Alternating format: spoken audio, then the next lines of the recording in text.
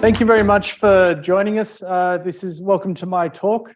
It's how to start a cybersecurity consultancy with global reach. So a bit about me. I'm founder and CEO of FortSafe, 24 years in IT and engineering, Masters of IT Security and a Bachelor's of Electrical Engineering.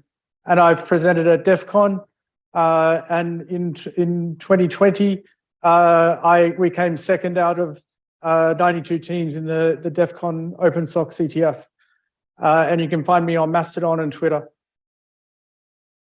So did you know that cybercrime costs the global community $7 trillion US in 2022? And that's expected to rise to 10.5 trillion in 2025. That leaves, currently there's 3.4 million cybersecurity jobs unfulfilled globally right now. Just in the US, that's 770,000 jobs right now that are unfulfilled. So that means that cybersecurity consultancies are going to fill the shortfall. So where do clients find quality and trustworthy cybersecurity consultancies? Industry has a hiring gap problem. So they're currently only hiring experienced and senior candidates, and which leads to effectively a skills shortage.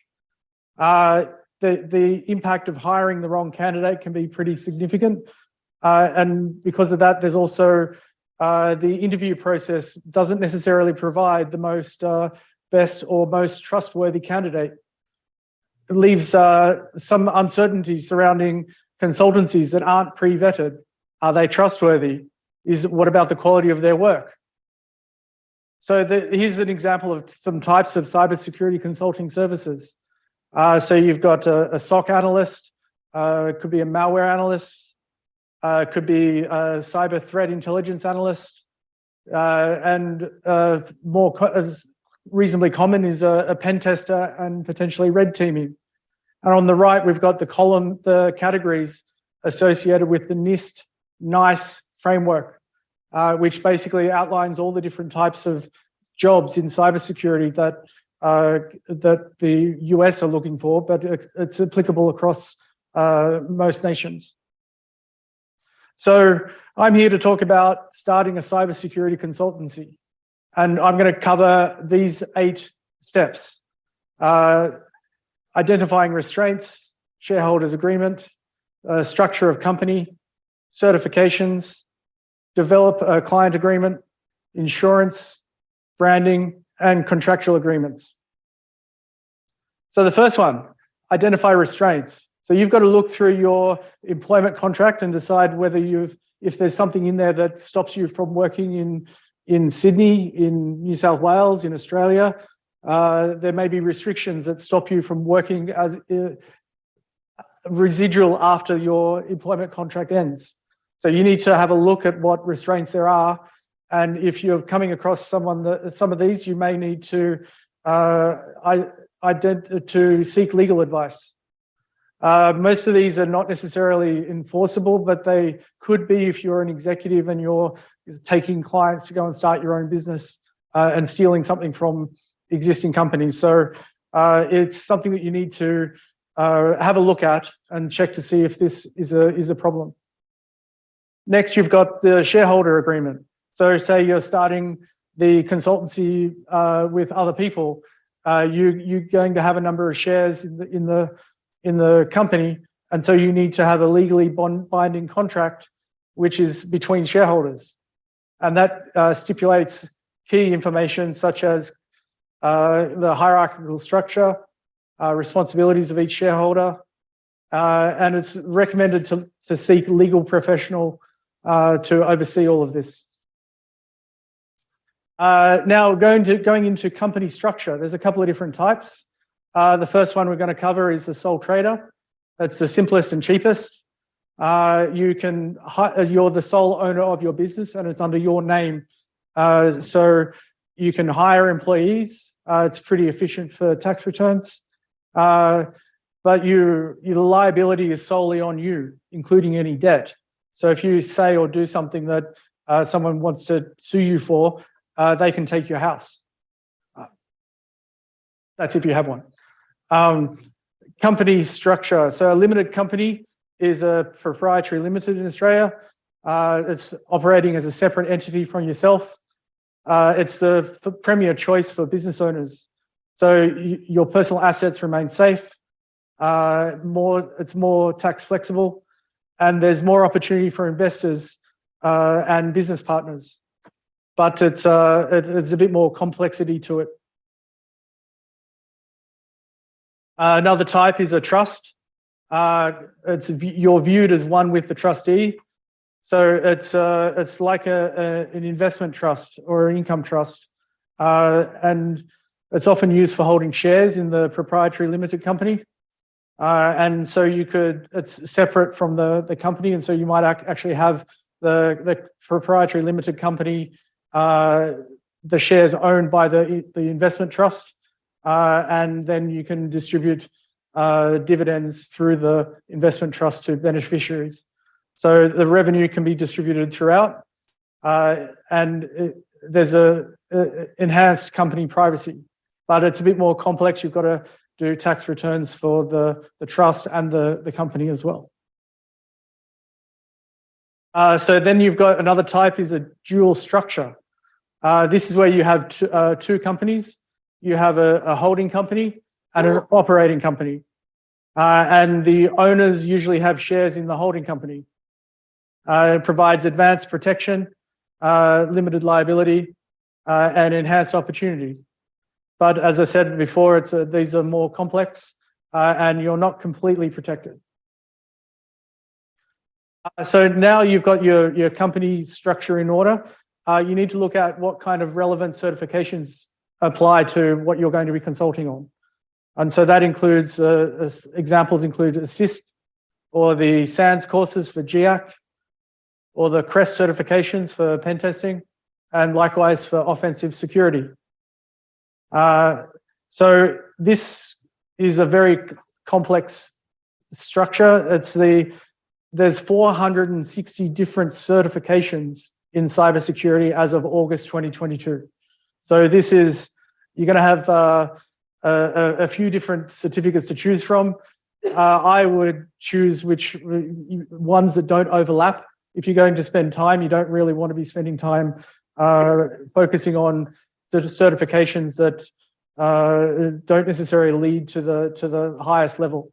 So you've got the different divisions in the categories vertically, and then on the horizontal axis, you've got the beginners, intermediate, and expert level. So as you go higher up the graph, the certificates get harder. So the next thing you need to think about is, okay, you're going to be engaging clients are going to be engaging you. So you need to have an agreement that the client can use that protects and outlines the business relationship with the client. So this protects both entities and is curated to explain terms of the working relationship. Includes payment terms, mediation clauses, and termination clauses. Okay, so you've got the business, you've got an agreement. Now you need to start marketing yourself. So you need to go out looking at different ways you can sell the brand, or at least attach branding to your business. So that could be anything from just a logo through to social media advertising. And this effectively establishes trust, creates client loyalty. And if you've got a fairly common name, you can protect it with a trademark. And so you can, if you're going globally, you can have trademarks with the business name in different regions around the world. You also need to consider insurance. And so that the key ones that you need to consider for consulting are professional indemnity insurance and public liability insurance. So the professional indemnity insurance covers you for claims from clients as a result of your mistake or negligence. And likewise, the public liability is protection in the event that an external party experiences an injury or loss as a direct result of your negligent business practices. So these are important. From what I was told, if you join the ACE Australian Computer Society, you can actually get them cheaper because it shows that you're part of an industry body. And of course, you should have cybersecurity insurance. You're going to have the client's data on your machines, and you need to, if you get hacked or something happens to that data, the client could sue you. So you also need contractual agreements, and that's for any employees or contractors that you hire. So this is predominantly the relationship between the consultancy and any employees. The contractual agreement keeps both entities protected and acts as a safety net. And it's recommended to get a lawyer to draft the agreements. So now you've got your consultancy ready to go. So the next question is, where do you find clients? So one of the recommendations is to find overflow work from other consultancies that have big sales teams that have generated a lot of sales, and they need someone to do the work. So you could potentially partner with one of these consultancies and take on the overflow work. Another place is global online cybersecurity marketplaces. So that's bridging the gap with consultants and clients. And clients can come to these marketplaces and post projects or jobs. And you as a consultancy can go to these marketplaces and bid for the work.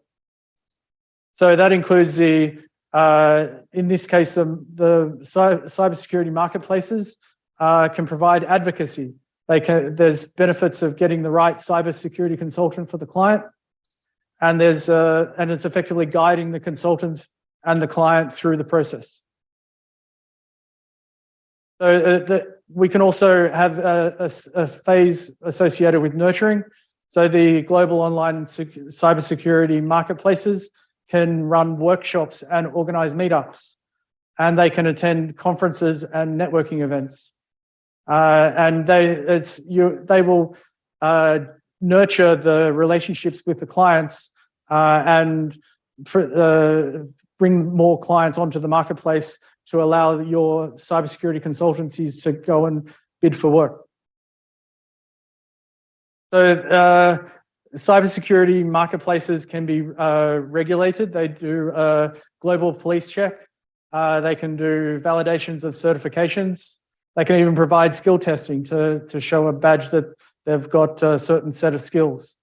They can also have video interviews with clients and consultants to vet projects. And they can have rigorous screening processes. These cybersecurity marketplaces can be an authority on trust. So they can act fairly for both clients and consultants, provide honest feedback on what worked, and provide open communication between the marketplaces, clients, and consultants. So the idea is that these global online security marketplaces can be places that clients come to that they trust and provide consultants that have been pre-vetted and can get a rating score that provides a certain level of trust. So global online security marketplaces can create opportunities.